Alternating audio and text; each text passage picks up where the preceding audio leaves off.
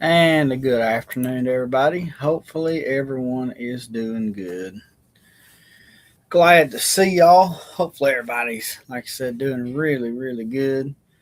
And let's see who we got in the house. Our awesome sister, Nisi and David. Thank y'all so much for coming. It's so good to see y'all. Really appreciate y'all. And David Thomas, thank you so much for coming in. It's good to see you. I really appreciate it. Let's see. Get that off of there. And Rockin' Robin, so good to see you. Thanks so much for coming in. And Jonathan with Crossover Paranormal Society, so good to see you. Thank you so much to everyone for coming in this afternoon. Hopefully, everyone's doing fantastic. Appreciate everybody for coming in. And boy, it's been a busy couple of days for me. I was off yesterday, but I tried to get some Christmas shopping done. Got Autumn's done, and she got mine done, and we got to go do Hope's pretty quick. I was able to get my dad's done. We got our Christmas cards that we make every single year, so be sending those out pretty quick. Uh, haven't checked the post office box.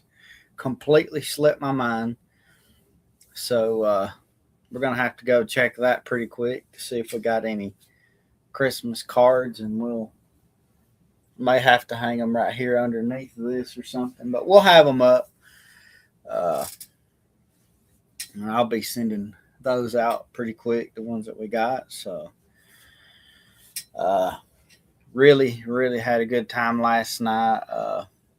We took Hope to a local town about, I don't know, 20 minutes from here. They have an old cabin. If you guys go back in the videos, you'll find Christmas videos, and you'll be able to watch and see us walk around the old cabin. It was built in like 1840 something, and they moved it to this town park, and they've pretty much restored it. And every year they set up inside of it, make it look like a Christmas village, and go in and take pictures. And there's a walking trail, and all the way around the trail is Christmas trees that are pure, just pretty, all pre lit. They're donated by different companies, and we went and checked that out. And then we went to the town where I actually work at, and they had a few lights in their park. And then, like I said, we got our Christmas shopping done. So had a good time doing that. There's a couple of more places I'd like to go before the Christmas season's over, but I don't know if I'm going to get time. But we had a good time. And then today we got to, just spend the day just kind of walking around junk stores and then go grocery shopping. And I came across something that is so dear. I put a picture of this, kind of posted this online. Uh, it's this. Let's see. Welcome in AT Paranormal. Thanks so much for coming in. So good to see y'all. Really appreciate it. And you guys see this and immediately think moonshine jug. But this is no moonshine jug. This is a really, really old Raccoon Mountain sorghum syrup jug. And this is so special to me because my family used to actually work for this company long time ago. My grandfather, some of his brothers, uh, I don't know if they were partners in this company or what, but uh, they sold sorghum syrup all over the mountains here. And it was all harvested by hand, and it was all, squeezed by hand. And then it was, you don't even hear of this anymore, the open kettle processing method. Uh, it was made by that, and I bought this, and I immediately took it to my dad. I'm like, "Have you seen these?" Like, I didn't even know those still existed. But so neat. It's in such good shape. It still even has the original cork. It's broken off, but I mean, it's so neat. I mean, they even got a slogan on here. It says it's pure Southern packed in the mountains. Mr. Raccoon says. But the person who owned that company, it started way, way back in the early 1800s with a father, and then his two sons took over it.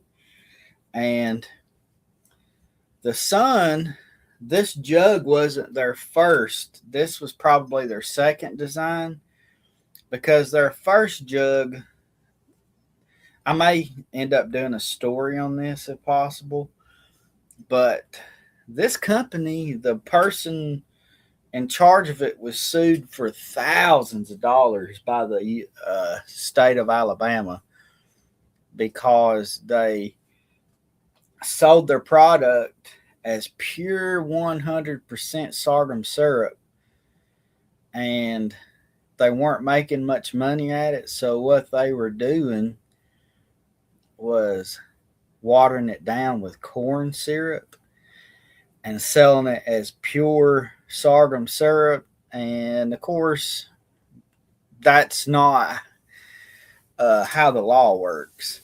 So oh man, it was a big old ordeal. And then they finally just closed up shop. And after that, the man, if any, I know all of you guys have seen Smokey and the Bandit. The opening scene, that the Bandit truck, the black and gold truck racing, the man who owned this company was driving that truck, and that was actually him racing it wherever they did 18-wheeler races. And that was his truck all throughout the movie. And the place where he kept the truck is still around. Welcome in, Miss Betty. So good to see you. Thanks so much for coming in. The mill just up the road about a mile is where one of the original mills was. And the building is there, but after they closed the mill down, one of the brothers had passed, and then the other one had a major accident while driving that 18-wheeler there, and the business went defunct. But I will tell you, their recipe, my dad's brother has it locked up in a safe, and he wouldn't part. I mean, thousands of people have offered him a lot of money, and I'm talking millions of dollars for the recipe, but he just won't sell it because it's a secret family recipe, and he refuses, and I don't blame him.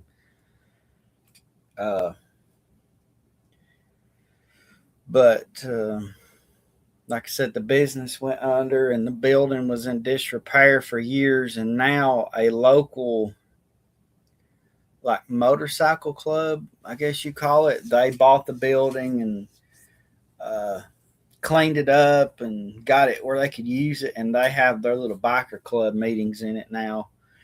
But the block building where this particular jug was made, it is still there.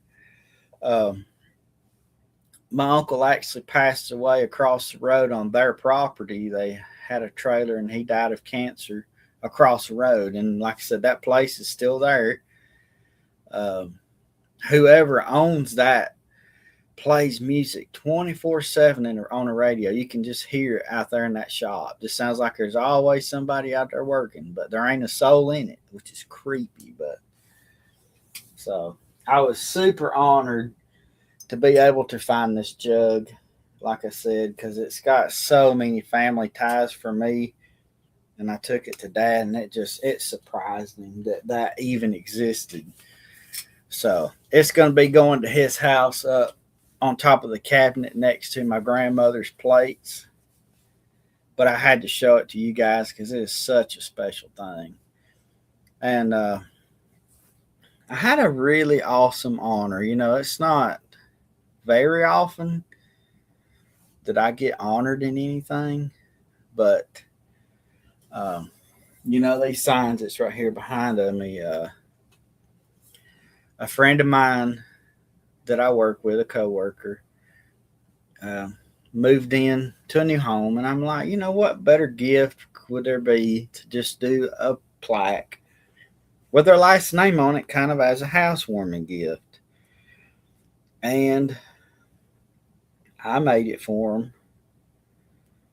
I'll show you a picture of it where you guys can see it. That's the sign. Just simple, nothing crazy. I gave them that, and their son, he recently moved into a house, and so they wanted me to give them one, so I gave them one for them. And I found out that the man's wife is a co-partner in a consignment shop, and I went down there checking it out, and there was another lady there that was running the place, and I love it, the place. I love consignment stores, and when something tells you something, you need to listen. You get this gut feeling, and you feel like you're supposed to do something. You need to do it. So I got something told me make them a sign for their business just to hang behind the register. And I was like, okay, sure. So this was it. This is the name of their little company, the Old Red Rooster. Nothing crazy. Just a piece of wood with some string. Um, I went in there, was shopping around, and I made sure that somebody, owner wise, was there, and I was talking to her, and I said, by the way, I got a gift for you in the car. She's like, a gift for me? What? Like, why? What did I do? And I was like, nothing. I felt like I was supposed to do this, and I went in the car and I gave it to her, and you wouldn't believe it. Like it affected her so much. Just a simple piece of wood. Like she got teared up and she hugged my neck and she said, "First, I needed this." I didn't know what was going on. I still don't because it's not my place to know. But apparently, that sign just made her day, and that's one of the reasons why I do Myers Tales of Appalachia and even those signs. Just to help. People's having a bad day. They need something to help them, and that's why we do these stories. Of course, these spooky stories that we do on here during our live stream may not help anybody, but it is what it is. But and it was such an honor, to see somebody so happy and glad just to receive that. And she asked me to take a picture with it, and I did. And she's like, "Do you care if I put it on my Facebook page?" And I'm like, "Well, I don't care." Well, apparently, people like that because she had so many views and comments on that sign, and I even had a couple of people ask for some. Would I sell them one? And so, who knows? I may get to make some signs for some people coming. I don't know, but when just like I said, it goes to show when you're told and you feel like you're supposed to do something, do it. Because a simple act can change a whole lot of things. So, all right, that's enough of me. Let's get me off of here. Let's get into these stories. Last week, I was going to read a story that Takes place actually in the UK, and it's entitled "The Stinker in the Fields." It's a cryptid story, so let's uh, let's get into that one, and then we'll see where we get to here. So, all right, it says nerves on the edge walking home. The wind tugs at the skin as an odor like an omen wafts in. The air is thick with the stench of death as cold winds cut through, accompanied by the sight of lumbering figure on the road. It's not only the cold that bites. The location is an undisclosed location in the United Kingdom during the dead of night in September of 2002, in an eerie, foreboding, unworldly silence.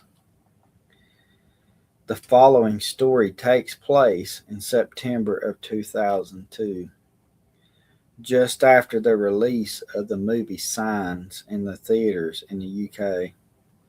At the time, I was a relatively poor student whose only real expense was a monthly subscription membership to the cinema, allowing me to watch unlimited movies as often as I wanted, providing there were showings and seats available, of course. Not a bad deal.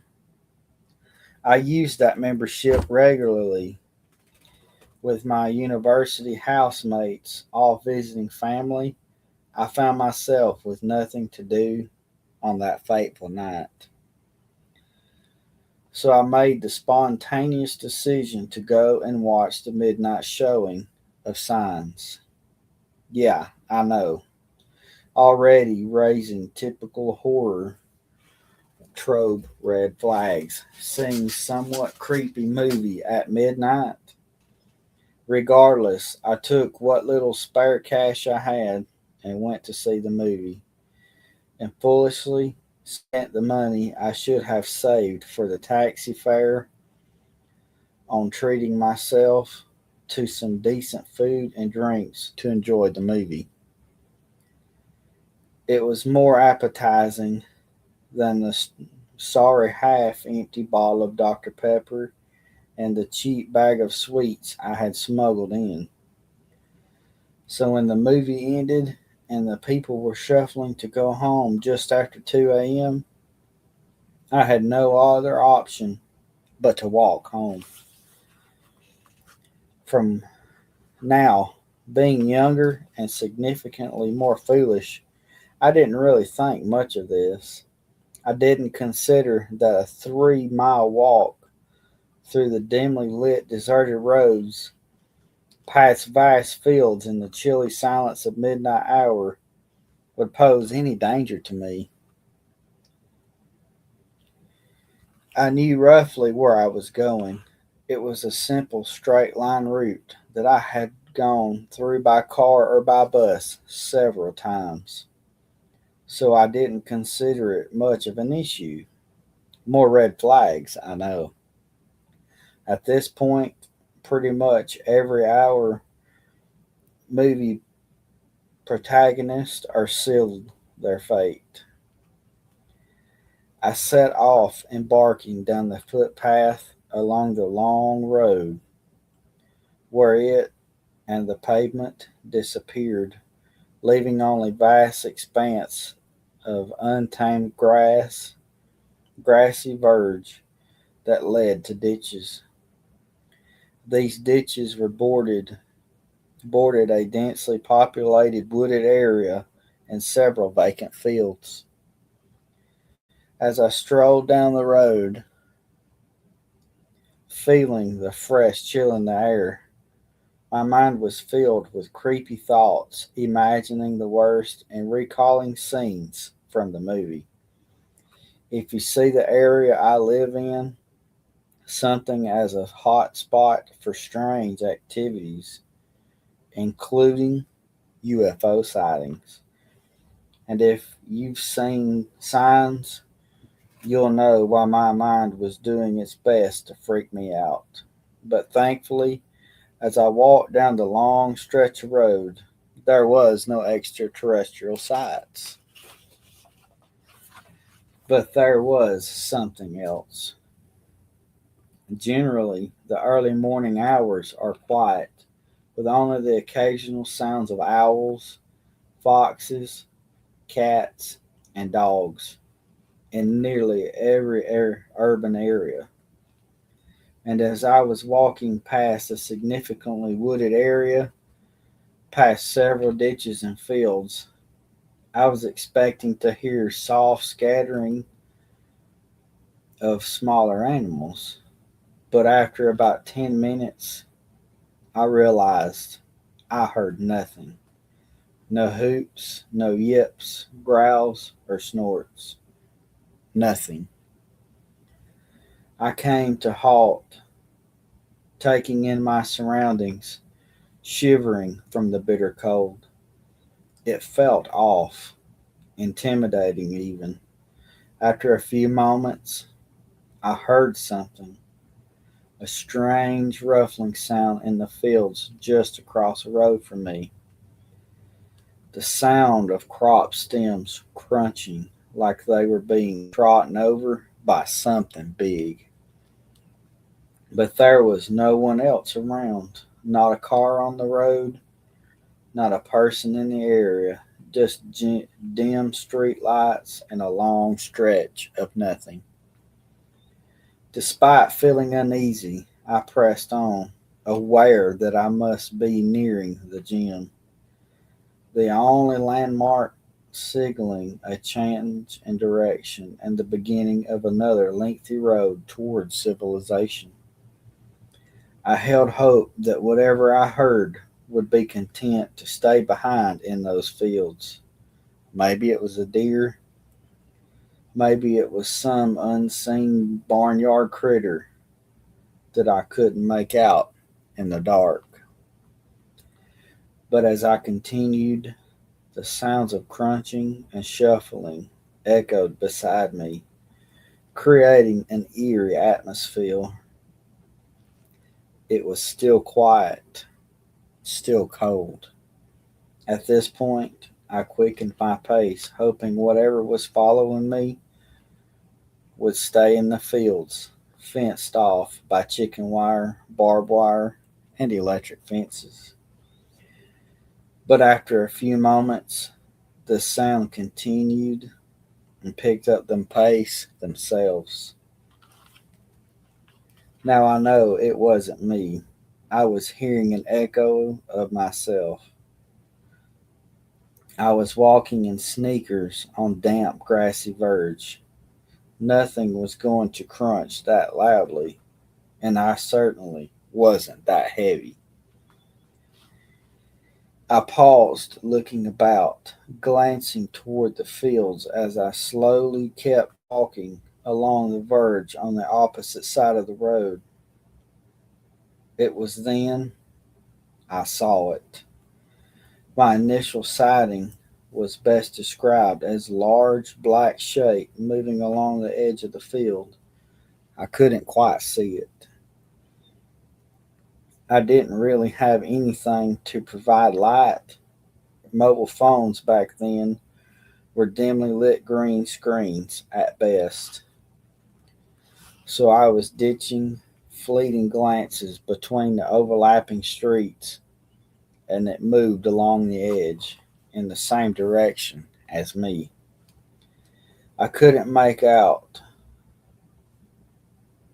what it was at that moment, only that it was big and moving in the same direction as me. With a nervous swallow, I decided to turn and sprint. I just needed to get to the gym. From there, it was civilization. There could be an ambulance of light or other people, drunks, drunks even. But as I sprinted, as my heart raced, I heard it shuffling and snapping beside me. Welcome in, Face to Ace. It's so good to see you. Thanks so much for coming in. A wire fence shook and rattled as something climbed over it as though it was no obstacle. As I ran, I heard the sounds across the road from me, where the fields were disappearing to another ditch. Another grassy verb was with hedgerows and small bushes as backdrop as we got to the housing areas. Then a noxious odor assaulted my senses, a rancid smell carried by the wind as it swept toward me. I reached and staggered, finally coming to a halt near the walls of the gym. Welcome in, Daryl. So good to see you. Thanks so much for coming in. It's really good to see you.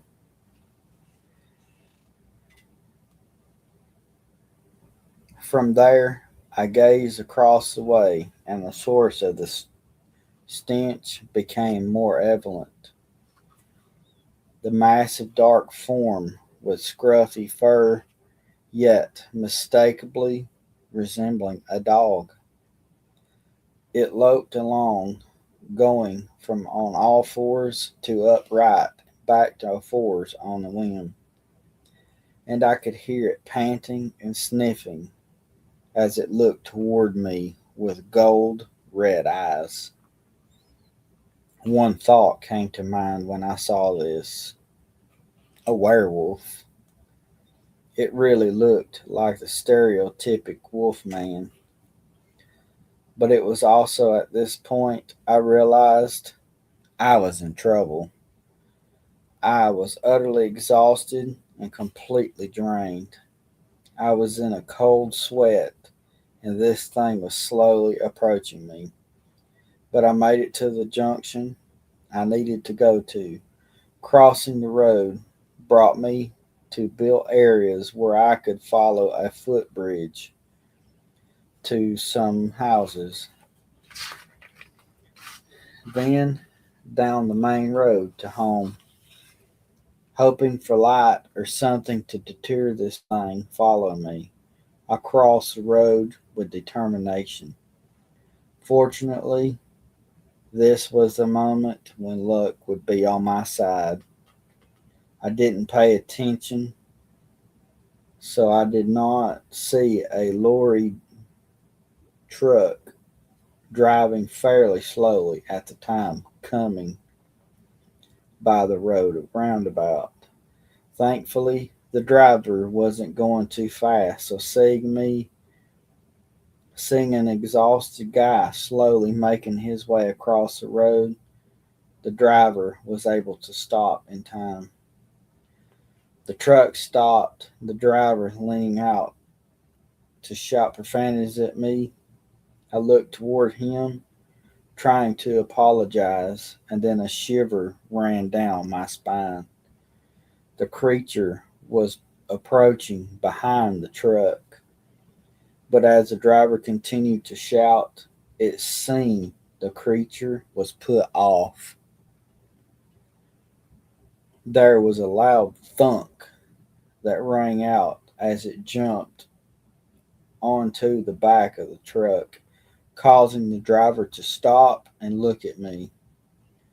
"Hey, did you see that?" the driver asked.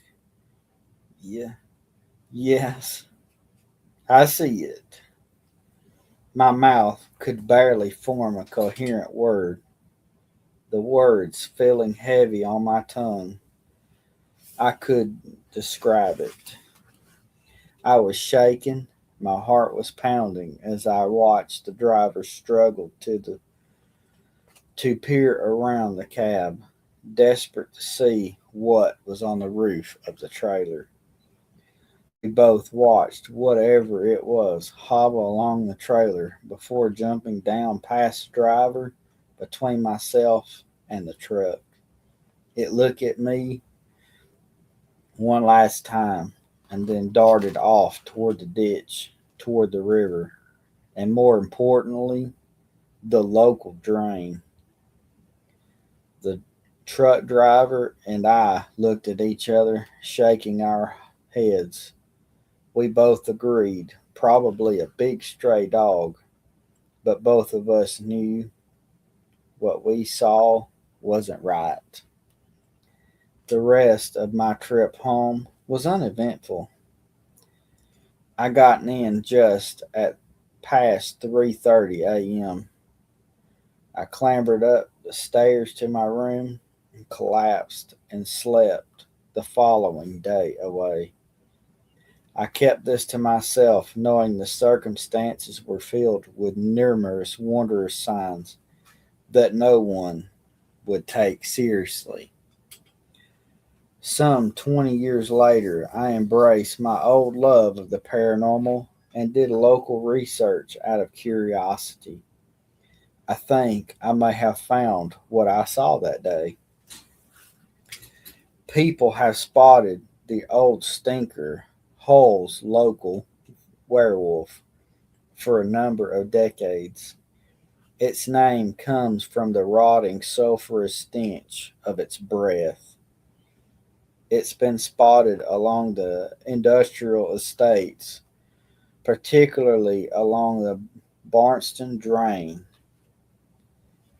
Been spotted along the industrial sites and the Barnston Drain, which was fairly close to the route I had taken that night. The old stinker had hunted me, stalked me in the frosty night, and I only escaped because of circumstantial luck. It probably assumed that the targeting a single student would be simple, but the addition of the roaring truck and an angry shouting man changed the situation entirely, and for that I am thankful. I will say that since the encounter, I have made a point not to walk along distances in the middle of the night through lonely back roads. It's a different experience stumbling back from late night out through crowded areas where CCTV cameras are unobscure and people are always present. That's that it is to walk back in complete silence by dim lighting, no surveillance, and possibly encountering the only sheep or ponies. It says the beast of Givaudan was a ferocious predator that terrorized the local region of what was called Givaudan in southern France during the mid 18th century. The attacks were characterized by brutality, with the victims being mauled or torn apart. The creature was described as wolf-like beast, longer than any wolf, with a reddish brown coat, a wide chest, and enormous jaws. It possessed remarkable agility and strength, able to leap great distances and carry off victims weighing up to 100 pounds. Despite efforts by local community and the French monarchy to hunt down the creature, it managed to elude capture, leaving behind a trail of fear and desperation. Many theories emerged regarding the identity of the beast, ranging from a large wolf or wolf dog hybrid to supernatural entity or even a mythical creature. The mystery of the beast of Givaudan endures to this day. Wow. Could you imagine that?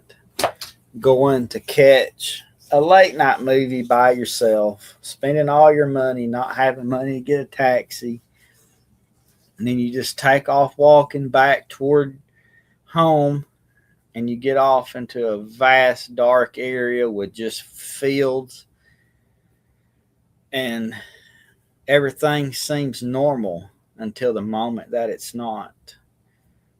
when the animals are quiet and the wind is still and you hear nothing. And then you hear the crunching of the vegetation around you. And when you run to avoid it, it runs with you, almost chasing you. What a story. And I'm so glad that that person shared that because that is so interesting. And I think I may read one more for today because we're already getting 35 minutes in. So this one's called The Indian at Grandma's House. It says, when I was a little girl, I remember long weekends I would spend at my grandparents' home. One time, I just about fell asleep on the hide bed in the living room when I noticed someone out of the corner of my eye. It looked like a man. I looked again and noticed it was a man. He turned and walked through the hall and disappeared. Because I was half asleep, I shrugged it off to my sleepiness. A few years later, my mother and I were discussing paranormal experiences we had, and I told her about the man I saw at Grandma's house. She just smiled and said, "That's the Indian in Grandma's house. I only saw him one other time. That time I paid closer attention to what I was seeing, and he definitely was an Indian." My goodness. I'm not sure what I would do about that either. Imagine that, falling asleep, feeling something like watching you look over and you see a man standing there and then you're just like, nah, and then you look back and sure enough there it was. I think I'd have to run out of there screaming or something. Man, that would scare me to death. All right. Let's see. Let's read one more. This one's called A Past Life and Love, My Civil War Soldier.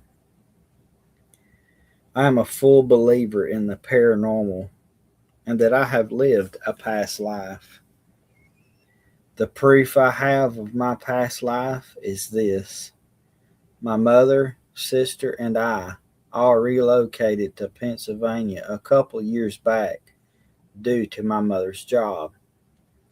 While we were there, we of course traveled around the state and we visited Gettysburg one year, and then Philadelphia the next. While we were in Gettysburg touring around the graveyard, I came upon a grave of an unknown soldier. As I stood over the grave, I felt this deep, deep sadness in my heart and began to cry.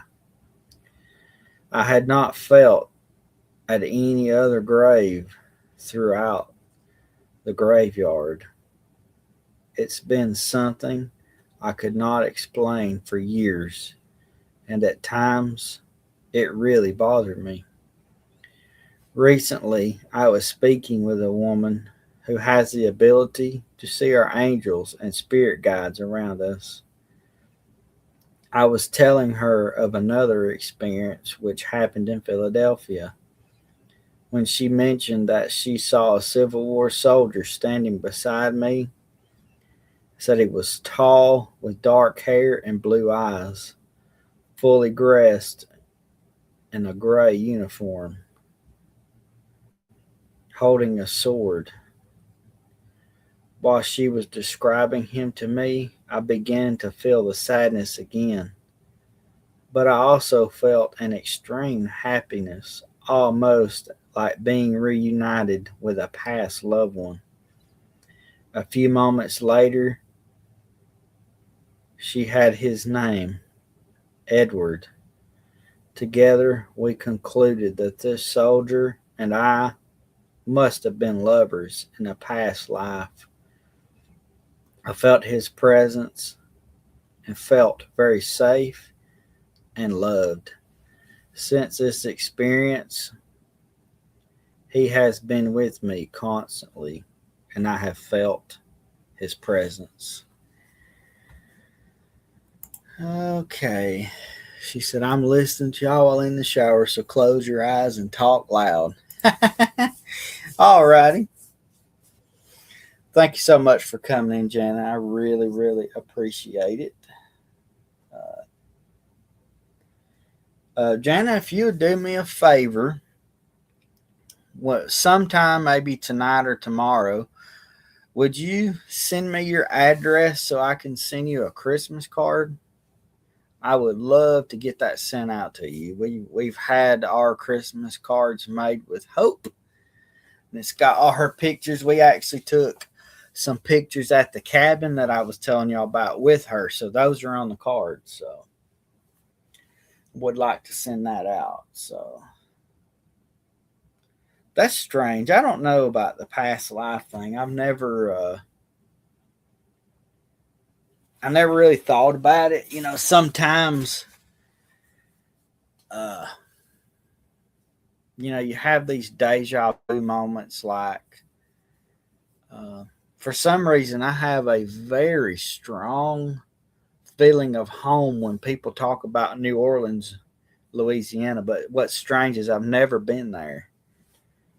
Never been to New Orleans in my life, but I love the music that I hear. And like my favorite movie of all time is that movie, The Princess and the Frog, that Disney did. Because that music, I don't know, I don't know. It's just something about New Orleans that's super special to me, even though I've never even been there. So who knows? There might be something to past lives. I don't have a clue. Uh, don't have a clue, but really, really enjoyed these stories tonight. A couple of them was really creepy, and then that past life story that was pretty awesome. But where's that at? Right there. Either way, guys, I like to thank y'all so much for coming on and joining us uh, as we ramble on. I guess we call it. But let's see, what do we have coming up? I want to thank you guys for watching. The last two videos I did have done so great. I don't know what the difference is, but we did the life story of Nanny Doss, and then we did a story on the Appalachian mythical creature, the Jackson County Giant. Both of those videos did so awesome. So I really appreciate you guys watching that. But coming up this Saturday, we're going to be doing a story of an old hermit and his gift given beyond the grave. So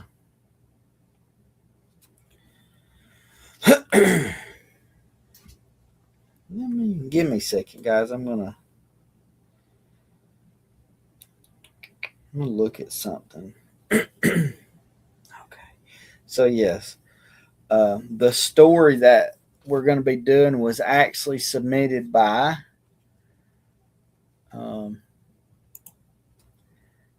our awesome sister Niecy's husband, David. He submitted the story to us. I forgot I already had this done. I've been doing so much lately, I've lost track of where I'm at. I actually finished his story and started working on uh, a story that Jana had sent. And it is the craziest coincidence ever. She was in Arkansas where she lives. As you guys know, she does these things called headstone stories where she goes and visits the cemetery and she picks a stone and she writes a story about it and she graciously sends them to me and we put them together into a video for you guys. And the one that she sent in recently, the last name, it really like rang a bell. So I looked it up, and he turned out to be a distant cousin of mine. So I got to learn about him from her research. So I'm going to be wrapping that one up and getting it ready for next week. The story that's coming Saturday, you guys do not want to miss this one. It has more twists and turns in it than a curvy mountain road, I'm telling you. I mean, it's got ghosts, angry hermits, and a lady who's down on her luck, and everything's turned around by a mysterious spirit, and it even has treasure in it. Like, you guys got to watch this video. And it's going to be live Saturday at 3 o'clock, like we always do. It'll be there for you guys to watch. So give that a watch and give us a thumbs up. Let us know what you think about it. And then, like I said, the next week when I get this video finished is going to be on one of her headstone stories. And I'm so grateful to her, as well as Nisi and her husband David, for submitting the stories that they do. It helps the channel so much. Sometimes I feel like I hit a wall, and I'm like, what am I going to write about? And I come across something like the Jackson County Giant. That was just, I completely stumbled across it. Looking up, I just went online and put strange stories, and then I also put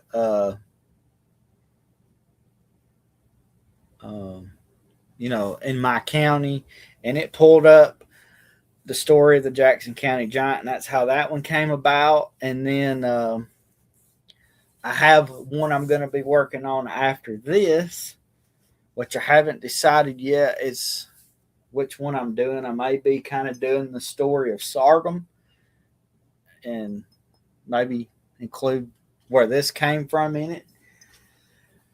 Or I may be doing, I found a long time ago, I did a story on a place called Matheny's Creek and told the story of the mill and a few legends. But I found a local historian that has a Facebook page that has found even more legends. So I may be doing a second video to that, sharing some more legends. So who knows? And maybe on it I can go to the location, like we did on the Jackson County Giant, because it's a place that I go to a lot, actually, on Autumn's channel, doing some paranormal stuff. And the location he tells has some cryptids involved with it. So maybe I can do a story with you guys, and maybe on my channel, and then go on to Autumn's channel and actually go there in person and see if we can prove or disprove, or maybe plausible some of the legends. So we'll see what we get coming up. I know it's getting colder by the day because we're getting into wintertime, but who knows? We're not scared of the cold. Autumn bought Hope like a really thick, warm coat, so now she can be out there in it. We won't have to worry about her getting sick. So who knows? We got some neat stuff coming up. I love being able to share stories that people's had. So on that note, let me find this. So if you guys, again, I know I show this every single time, have a story that you would like to share, or a piece of information, or some local legends, we have the email that's available to you guys, for you guys to use to send in stories or whatever. And if you do not like the email, or you would like to send Christmas cards, whatever, we now have this P.O. box, which is available to you guys as well. You can handwrite letters, send Christmas cards, whatever. Um, it's Myers Tales of Appalachia, P.O. Box 312, Scottsboro, Alabama 35968. So that's available for you guys as well. Just like to thank each and every one of you folks for coming out, joining in, just having a good old time, having a good, clean fun, listening to some experiences, getting to share the stories that I shared at the beginning about, being able to bless somebody with a sign. It just made my day seeing them so happy. And I can't thank you guys enough. I checked the studio just earlier, and we are 3 subscribers away from 2,000 subscribers. So, still got a little ways to go, but once we hit that, like I said, it may not be until next year that we do the live stream, but I'm going to try to do a live stream where we give away our Myers Tales of Appalachia sign. I may go ahead and give away that cross that I showed you guys. Who knows? Who knows? And I would like to see if I can get everything going where maybe I could get Jared and Jimmy, Jared King TV and Spooky Appalachia up here, and we'll just have a good old celebration live stream. But we'll just have to see how all that goes. But like I said, thank each and every one of y'all for coming in. And until next week, I'll see you later. Bye, guys. Have a good one. Merry Christmas to every one of y'all.